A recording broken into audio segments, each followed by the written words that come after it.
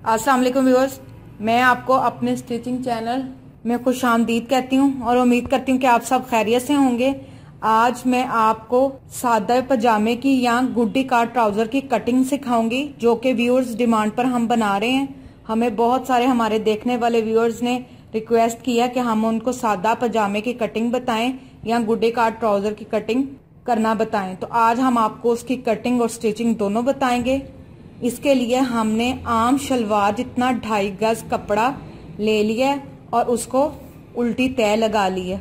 आपने जो इसकी लेंथ है ना, वो अपने हिसाब से रख लेनी, अपनी हाइट के हिसाब से। क्योंकि ये लंबी लड़की का पजामा है तो इसके लिए हमने इसकी 45 इंच लंबाई ली है। 45 इंच हमने इसकी लेंथ ले ली है और उसके ऊपर हमने निशान लगा दिया। अब इसको निशान लगाने के बाद निशान लगा लिया तो इसके बाद हम पैंचे का लगाएंगे। पैंचे को हमने 8 इंच लिया है। आप इसको अपने हिसाब से कम या ज्यादा कर सकते हैं। अगर पतला है या स्मार्ट है तो आपने उसके हिसाब से इसको कर लेना है, लेकिन 8 जो है वो मीडियम साइज है। पैंचे का निशान हमने इस तरह लगा लेना है। इसके बाद हम आसन या म्यानी की तरफ चलते हैं। अब इसकी तरफ हम म्यानी या आसन का निशान बताएंगे और फिर कटिंग करेंगे। ये देखें, हमने म्यानी या आसन को 18 इंच ले लिया है, जितना आम शलवार का आसन होता है।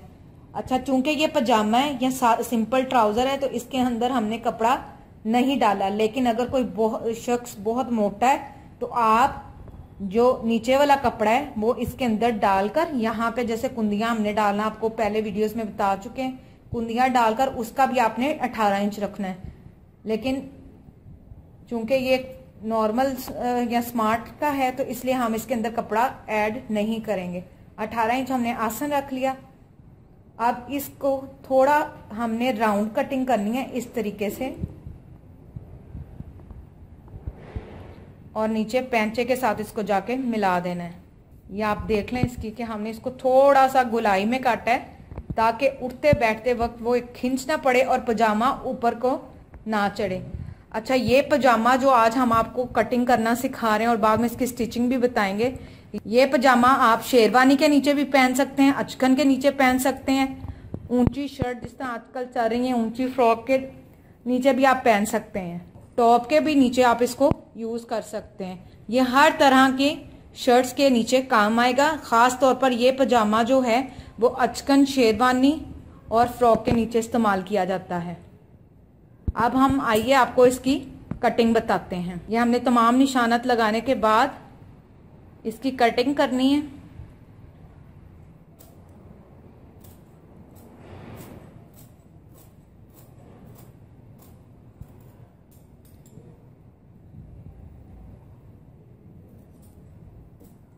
एक और खास बात मैं आपको बता दूं जो आपने याद रखना है, गुड्डी काट ट्राउजर में या सिंपल पजामे में एक ही फर्क होता है कि हम जो इसकी फ्रंट साइड है वो हमने ये वाली लिया है, जबकि गुड्डी काट शलवार में हम इसकी जो सांझी साइड होती है, इकट्ठा कपड़ा है, वो लेते हैं।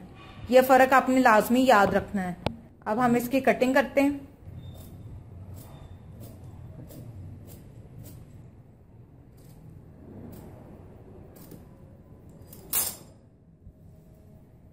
ये देखें व्यूअर्स, हमारे सादे पजामे की या सिंपल ट्राउजर की कटिंग बिल्कुल रेडी हो गई और हमने आपको कट करके दिखा दिया और इसकी क्लियर शेप आपके सामने स्क्रीन पर आपको नजर आ रही होगी। उम्मीद करती हूँ कि इसकी कटिंग आपको सिंपल लगी होगी और समझ भी आ गई होगी। अब हम आपको इसकी स्टिचिंग की तरफ चलते हैं। अच्छा, ये जो हम निशान लगाया है ये हमने नेफे का लगाया है। इस तरह से आपने ऊपर से इसका नेफा सिलाई कर लें, जो कि हम आगे आपको बताएंगे, और सेम इसी तरीके से हम इसके पैंचे वाली साइड पे इसको फोल्ड कर लेंगे। ये जो हमने आम शलवार से थोड़ा सा बोला था कि हम ज्यादा रखेंगे, ये इसलिए हमने कहा था क्योंकि हमने नीचे और ऊपर दोनों साइड से इसको सिलाई लगानी है। ये अब आपके सामने इसकी कटिंग है। उम्मीद करती हूँ कि आपको इसकी कटिंग समझ आ गई होगी। इसको घर पे जरूर ट्राई करें और नेक्स्ट स्टेप में अब मैं इसकी सिलाई बताती हूँ।